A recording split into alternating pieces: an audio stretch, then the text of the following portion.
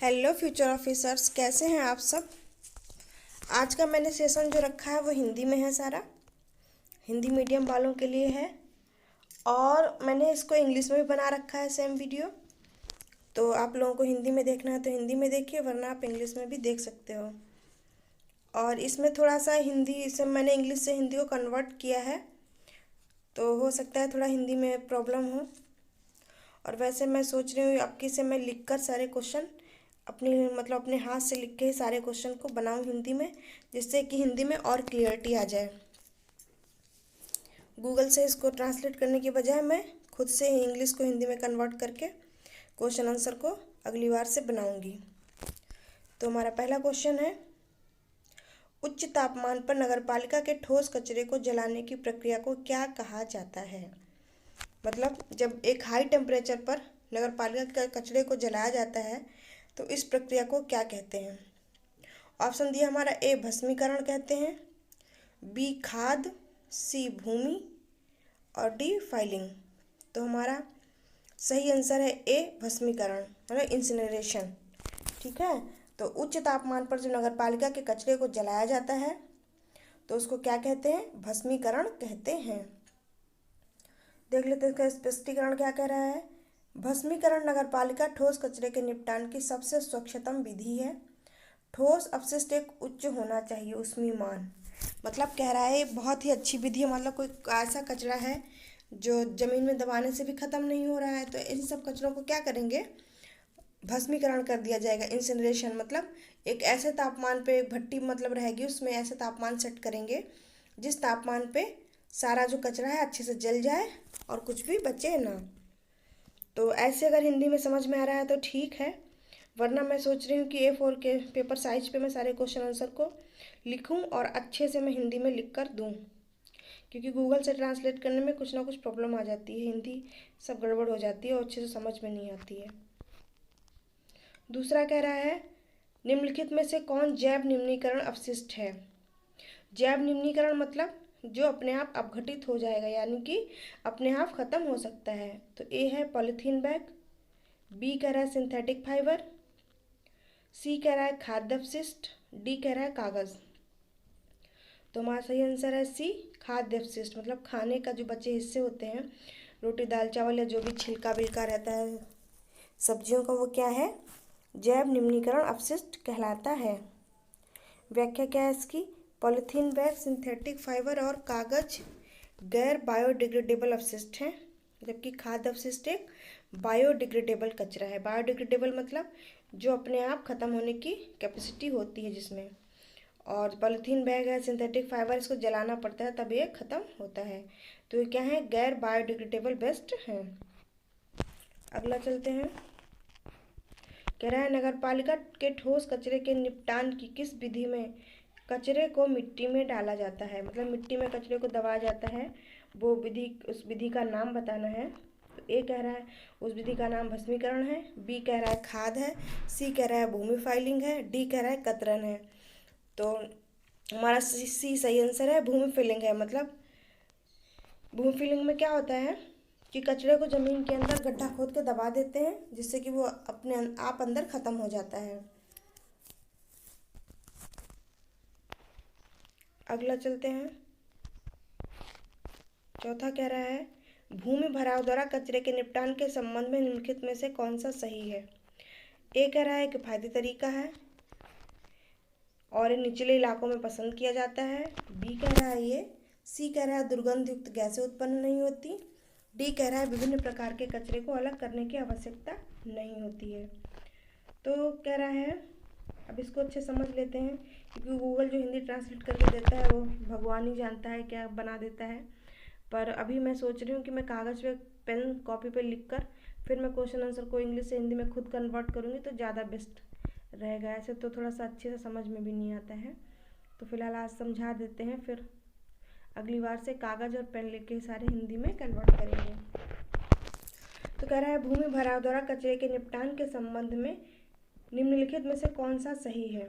ए कह रहा है किफ़ायती तरीका है ये, बी कह रहा है निचले इलाकों में पसंद किया जाता है, सी कह रहा है दुर्गंध युक्त गैसें उत्पन्न नहीं होती, डी कह रहा है विभिन्न प्रकार के कचरे को अलग करने की आवश्यकता नहीं है। तो इसमें हमारा सही आंसर है सी, मतलब कि दुर्गंधयुक्त गैसें उत्पन्न नहीं होती। मतलब जब भी हम लोग लैंड फिलिंग मतलब करते हैं कचरे को, फिर ज़मीन में गड्ढा खोद के गड्ढा खोदते हैं और उसमें फिर अपना कचरे को भर के बंद कर देते हैं, तो इससे सबसे बड़ा फ़ायदा क्या होता है, जो दुर्गंधयुक्त गैसें होती हैं वो उत्पन्न नहीं होती हैं। अगला देख लेते हैं, 5वां नंबर क्या कह रहा है। कह रहा है नगर पालिका के ठोस अपशिष्ट में उत्पन्न राख का घनत्व क्या है।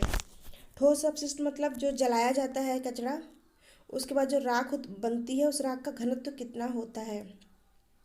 पहला कह रहा है ए 100 kg/m³, तीसरा कह रहा है बी 450 kg/m³, सी कह रहा है 700 kg/m³, डी कह रहा है 1000 kg/m³। तो हमारा सही आंसर है सी 700 kg/m³। तो ये देख लो, इसकी व्याख्या बहुत ज़रूरी है। इसमें क्या होता है, जो राख का घनत्व होता है कितना लिया जाता है, 700 से 850 किलोग्राम घन मीटर के बराबर होता है। तो ये याद रखना कि नगर पालिका जो ठोस अपशिष्ट होता है उसको जलाने के बाद जो राख होती है उसका घनत्व कितना लिया जाता है, 700 से 850 किलोग्राम/घन मीटर के बीच में लिया जाता है। अगला क्या कह रहा है, केचुए द्वारा जैव निम्नीकरणीय ठोस अपशिष्ट के अपघटन की प्रक्रिया क्या कहलाती है। मतलब जो खाद केचुए द्वारा बनाई जाती है उस खाद को क्या कहते हैं। मैंने इस पर लेक्चर भी बनाया हुआ है, तो देख लेना। ऑप्शन ए है लैंडफिल कहते हैं, बी कतरन कहते हैं, सी बर्मी कंपोस्टिंग कहते हैं, डी खाद बनाना कहते हैं। तो सही हमारा आंसर है सी, खाद बनाना कहते हैं, यानी कि बर्मी कंपोस्टिंग कहते हैं। जो केचुए जो खाद बनाते हैं उसको क्या कहते हैं, बर्मी कंपोस्टिंग कहते हैं। आगे चलते हैं, 7वां क्या कह रहा है, कपास मिलों में उत्पादित अपशिष्ट है, जो मतलब कपास मिल में जो कचरा निकलता है उसको क्या नाम दिया गया है। तो देख लेते हैं। ए कह रहा है नगर ठोस अपशिष्ट कहते हैं, बी कह रहा है गैर बायोडिग्रेडेबल कचरा कहते हैं, सी कह रहा है खतरनाक अपशिष्ट कहते हैं, डी कह रहा है गैर खतरनाक अपशिष्ट कहते हैं। तो हमारा सही आंसर है डी, गैर खतरनाक अपशिष्ट कहते हैं। मतलब ऐसा कचरा जो नुकसान नहीं पहुंचाता है। तो और यह कचरा कैसा होता है, बायोडिग्रेडेबल और गैर खतरनाक होता है, यानी कि खतरा नहीं होता इस कचरे से कोई, और अपने आप ही आसानी से ख़त्म हो जाता है। आगे चलते हैं, 8वां क्या कह रहा है, निम्नलिखित में से कौन सी लैंडफिलिंग विधि नहीं है। अब पूछ रहा है, जो ज़मीन की मैंने लैंडफिलिंग विधि पढ़ाई है लेक्चर में ज़रूर देख लेना, नहीं तो क्वेश्चन समझने में प्रॉब्लम होगी। तो उसमें कह रहा है कि इसमें से जो लैंडफिलिंग की ढेर सारी विधि मैंने पढ़ाई थी, तो पूछ रहा है उसमें से वो कौन सी विधि नहीं है। अगर आपने लेक्चर सही से देखा होगा तो आप बता ले जाओगे, नहीं देखा होगा तो राम भरोसे हो जाएगा। तो ए देख लेते हैं बेंगलोर विधि, बी कह रहा है क्षेत्र विधि, सी कह रहा है अवसाद विधि, डी कह रहा है खाई विधि।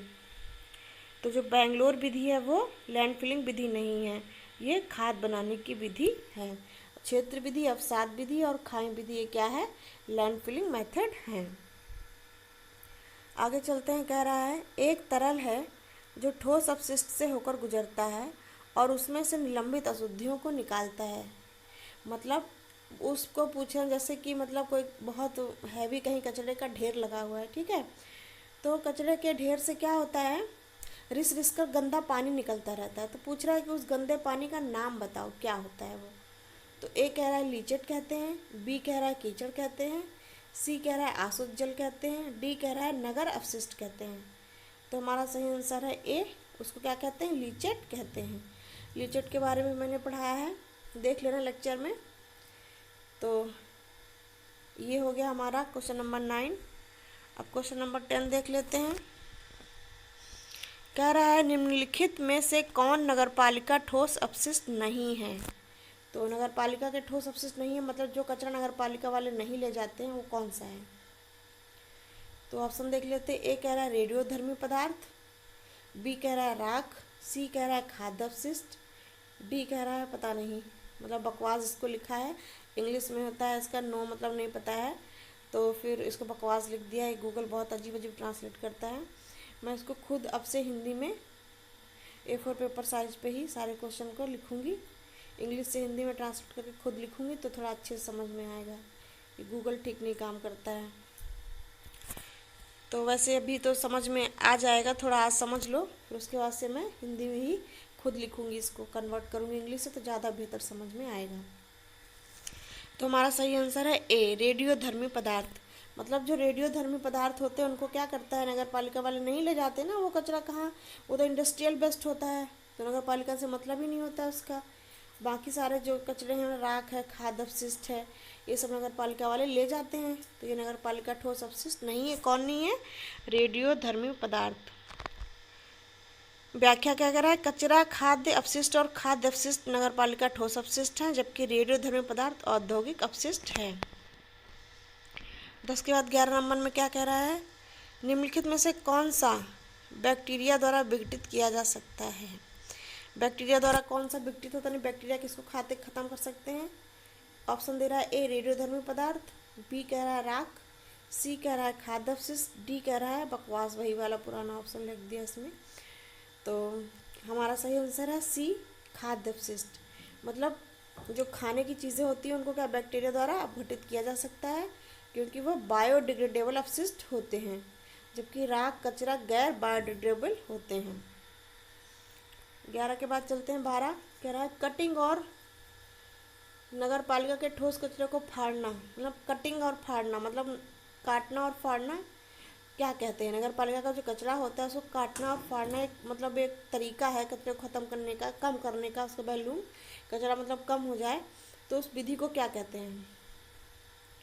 तो ए कह रहा है भूमि भरण विधि कहते हैं, बी कतरन कहते हैं, सी चूर्णीकरण कहते हैं, डी कह रहा है खाद बनाना कहते हैं। तो हमारा सही आंसर है बी, कतरन कहते हैं। मतलब बड़े बड़े कचरे को काट के पीट के छोटा छोटा करना क्या कहलाता है, हमारा कचरे का कतरन करना कहलाता है। आगे चलते हैं, क्वेश्चन नंबर 13 क्या कह रहा है, नगर पालिका ठोस कचरे को कुचलने और पीसने का कार्य है। जब हम क्या करते हैं, कचरे को कुचलते और पीसते हैं तो उसको क्या कहते हैं, उस विधि का नाम क्या है। ए कह रहा है भूमि भरण, बी कह रहा है कतरन, सी कह रहा है चूर्णीकरण, डी कह रहा है खाद बनाना। तो हमारा सी है सही, चूर्णीकरण, यानी उसको काटने पीसने को क्या कहते हैं, कुचलने पीसने को हम क्या कहेंगे, चूर्णीकरण। ठीक है, और इंग्लिश में इसको क्या कहते हैं, पल्वराइजेशन। इस नगर निगम के ठोस कचरे को कुचलने और पीसने का कार्य होता है। यह नगर पालिका के ठोस कचरे के चरित्र को बदल देता है। चरित्र मतलब उसके गुणों को बदल देता है और इसकी मात्रा को कितना कम कर देता है, 40% तक कम कर देता है। मतलब ढेर सारा कचरा आया तो नगर पालिका ने मशीन। क्वेश्चन है हमारा, खाद बनाने की किस विधि में अवायवीय कचरे का अपघटन होता है। तो हमारे ऑप्शन दिए गए हैं, ए भारतीय विधि, बी अवसाद विधि, सी बेंगलोर विधि, डी खाई विधि। तो हमारा सही आंसर है सी, बेंगलोर विधि। अगले चलते हैं, क्वेश्चन नंबर 15 क्या है हमारा, कह रहा है निम्नलिखित में से कौन नगरपालिका ठोस अपशिष्ट के निपटान की जैविक विधि है। ऑप्शन दिया है, ए भूमि भरण, बी कतरन, सी चूर्णीकरण, डी खाद बनाना। उत्तर डी हमारा है खाद बनाना। मतलब जो जैविक विधि होती है जिसमें केंचुए के द्वारा खाद बनती है तो उसको क्या कहते हैं, हम जैविक विधि कहते हैं। तो हमारा आंसर हो गया डी, खाद बनाना। कंपोस्टिंग, ठीक है, एरोबिक और एनारोबिक स्थिति के तहत नगरपालिका ठोस अपशिष्ट को विघटित करने की जैविक विधि कहते हैं और इसमें ह्यूमस का उत्पादन होता है। आगे चलते हैं, 15 के बाद 16 नंबर क्या कह रहा है, कह रहा है वर्ल्ड में ऐसा कौन सा पहला शहर था जिसने कचरे का प्रबंधन यानी कचरे की जो सही से कचरे को ख़त्म करने की पद्धति को शुरू किया। क्वेश्चन ये है मेन, इसमें थोड़ा सा गलत लिखा हुआ है गूगल से ट्रांसलेट करने के चक्कर में। तो ए है लाहौर, बी है एथेंस, सी है सट्टेबाजी, डी है लंदन। तो हमारा सही आंसर है बी, एथेंस में सबसे पहले क्या किया गया, कचरे को मैनेज करके उसका प्रबंधन किया गया। तो इसकी एक्सप्रेशन देख लो एक बार। प्राचीन शहरों में भोजन के स्क्रैप यानी भोजन का जो बचे हुए हिस्सा और अन्य कचरे को केवल कच्ची सड़कों पर फेंक दिया जाता था। पहले क्या करते थे, कचरे को सड़कों पर फेंक देते थे जहाँ वे जमा हो जाते थे और विभिन्न बीमारियों का कारण बनते थे। एथेंस में लगभग 320 ईसा पूर्व इस प्रथा को ख़त्म किया गया और क्या किया गया, कचरे का उचित प्रबंधन स्टार्ट किया गया करना। आगे चलते हैं। 17 नंबर क्या कह रहा है? 17 नंबर कह रहा है हमारा, कचरा जलाना ठोस अपशिष्ट प्रबंधन की स्वीकार्य प्रथा क्यों नहीं है। मतलब कह रहा है कि जो कचरे को जलाने की जो प्रोसेस है वो बहुत अच्छे क्यों नहीं मानी जाती है। तो ऑप्शन देख लेते। कह रहा है ए कह रहा है क्योंकि यह बहुत महंगा है, बी कह रहा है क्योंकि इसके लिए आधुनिक तकनीकों की आवश्यकता होती है, सी कह रहा है क्योंकि यह कई पर्यावरणीय मुद्दों का कारण बनता है, डी कह रहा है क्योंकि इसके लिए बहुत कुछ आवश्यकता होती है स्थान की, मतलब बहुत ज़्यादा स्थान की ज़रूरत पड़ती है। तो हमारा सही आंसर है सी, क्योंकि यह कई पर्यावरणीय मुद्दों का कारण बनता है। क्यों ऐसा होता है? कचरा जलाना एक प्रथा नहीं बन पाई, मतलब इसको लोग मतलब ये कचरा जलाना अच्छा नहीं माना गया, क्योंकि इससे क्या होता है, एक तो हमारा प्रदूषण बढ़ता है, वायु प्रदूषित होती है, और जो कचरा जलाने से जो हानिकारक गैसें निकलती हैं वो क्या करती हैं, हमारे पर्यावरण और जीवन दोनों के लिए ही खतरनाक होती हैं। फिर चलते हैं 18 नंबर। 18 नंबर क्या कह रहा है, ठोस कचरे के निपटान के लिए हमें क्या योजना बनानी चाहिए। मतलब कचरे के निपटान के लिए हमें क्या योजना बनानी चाहिए। पहला का कह रहा है एकीकृत अपशिष्ट प्रबंधन योजना बनानी चाहिए, बी कह रहा है अपशिष्ट प्रबंधन योजना का पुनर्चक्रण बनाना चाहिए, सी कह रहा है अपशिष्ट प्रबंधन योजना को कम करना चाहिए, डी कह रहा है अपशिष्ट प्रबंधन योजना का उपयोग करना चाहिए। तो हमारा सही आंसर है ए, यानी का नंबर, एकीकृत अपशिष्ट प्रबंधन योजना को बनाना चाहिए। अब चलते हैं आगे। क्वेश्चन नंबर 18 के बाद 19 कह रहा है नगर पालिका ठोस अपशिष्ट शब्द का प्रयोग किस प्रकार के ठोस अपशिष्ट का वर्णन करने के लिए किया जाता है। मतलब नगर पालिका ठोस अपशिष्ट क्या होता है। तो ऑप्शन हमारे दिए, का खतरनाक होता है, बी विषाक्त होता है, सी गैर खतरनाक होता है, डी गैर विषैले होते हैं। तो हमारा ए सही है, खतरनाक होता है। नगर पालिका ठोस अपशिष्ट शब्द का प्रयोग आमतौर पर किसी शहर, कस्बे या गांव के अधिकांश गैर खतरनाक ठोस कचरे का वर्णन करने के लिए किया जाता है। तो हमारा ऑप्शन ए इसमें गलत है, और ये खतरनाक में नहीं है, गैर खतरनाक में आएगा। मतलब ये जो नगर पालिका ठोस अपशिष्ट होता है ये खतरनाक कचरा नहीं होता है। तो आगे चलते हैं हम 19 के बाद में 20 पे। 20 कह रहा है एकीकृत अपशिष्ट प्रबंधन में कितने मुख्य घटक होते हैं। मतलब एकीकृत अपशिष्ट प्रबंधन में कितने भाग होते हैं, कितने चरणों में पूरा किया जाता है। तो हमारा कह रहा है ऑप्शन ए है 1, B 2, 3, C number 3, D number 4। तो इसका सही ऑप्शन है सी, मतलब 3। तो एकीकृत अपशिष्ट प्रबंधन कितने चरणों में किया जाता है, 3 चरणों में किया जाता है। आगे चलते हैं। 21 क्या कह रहा है, म्यूनिसिपल सॉलिड वेस्ट MSW में विभिन्न प्रकार की सामग्री होती है। मतलब जो म्यूनिसिपल सॉलिड वेस्ट होता है, नगर पालिका का जो वेस्ट होता है उसमें डिफरेंट टाइप का कचरा होता है। ये बात सही है कि गलत है। तो ये बात ए नंबर मतलब सत्य है। क्यों कह रहा व्याख्या में MSW में शामिल है ए सामग्री की विस्तृत विविधता। इसमें खाद्य अपशिष्ट हो सकता है, गीला कचरा हो सकता है, कागज, प्लास्टिक, टेट्रा पैक, प्लास्टिक के डिब्बे, कांच की बोतलें, धातु के सामान, लकड़ी के टुकड़े, एल्युमिनियम पन्नी आदि हो सकती है। मतलब अब जो क्वेश्चन नंबर 22 कह रहा है व्यक्तिगत स्तर पर कौन सा एकीकृत अपशिष्ट प्रबंधन काम किया जाता है। मतलब जो व्यक्तिगत स्तर पर है तो ऐसा क्या करना चाहिए जिससे कि अपशिष्ट प्रबंधन हो सके। मान लेते हैं कोई कंपनी वाला है, ठीक है, तो वो क्या करता है, अपने यहाँ पे किसी चीज़ का उत्पादन करता है, तो उसे जो कचरा निकलता है तो उस कचरे को अगर वो शुरू में ही ख़त्म कर दे कैसे भी करके, जैसे उसको तरीका पता हो, तो क्या होगा, धीरे धीरे क्या होगा, हमारा कचरा कम निकलेगा। तो इसमें सही ऑप्शन ऐसे चुनना है। कह रहा है कि ऑप्शन ए कह रहा है स्रोत में कमी करना चाहिए हमें, व्यक्तिगत स्तर पर अपशिष्ट प्रबंधन के लिए हम क्या कर सकते हैं? तो पहली बात करें, स्रोत में कमी करना चाहिए। दूसरा कह रहा है पुनर्चक्रण करना चाहिए यानी दोबारा बनाना चाहिए। सी कह रहा है निपटान यानी ख़त्म करना चाहिए। डी कह रहा है जलाना चाहिए। तो हमारा उत्तर ए सही है, स्रोत में कमी करना चाहिए, कचरे के स्रोत में कमी करना चाहिए। क्वेश्चन नंबर 23 क्या कह रहा है? 23 कह रहा है कौन सा फॉलोइंग कई बार पुनर्नवीनीकरण किया गया है? मतलब कौन सा है जिसको दोबारा यूज़ कर सकते हैं कई बार? इन इतने 4 ऑप्शन दिए गए हैं, इसमें से किस चीज़ को दोबारा कई बार पुनर्चक्रण कर सकते हैं? तो प्लास्टिक कह रहा है, बी कह रहा है लकड़ी, सी कह रहा है कार्बनिक पदार्थ, डी कह रहा है एल्युमिनियम। तो हमारा एल्युमिनियम है जो कई बार हम पुनर्चक्रण करके इसको कुछ नया बना सकते हैं।